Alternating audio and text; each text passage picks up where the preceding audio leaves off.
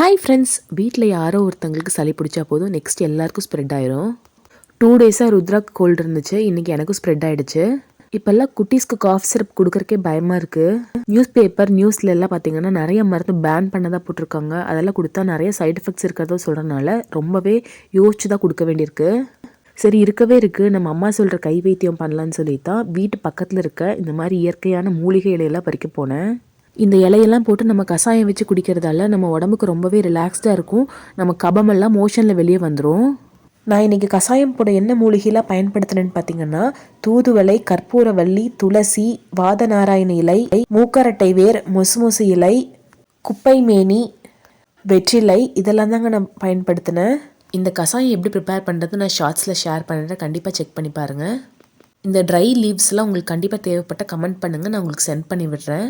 Video பிடிச்சிருந்தா கண்டிப்பாக subscribe பண்ணி சப்போர்ட் பண்ணுங்கள். அவ்வளோதான், பாய்.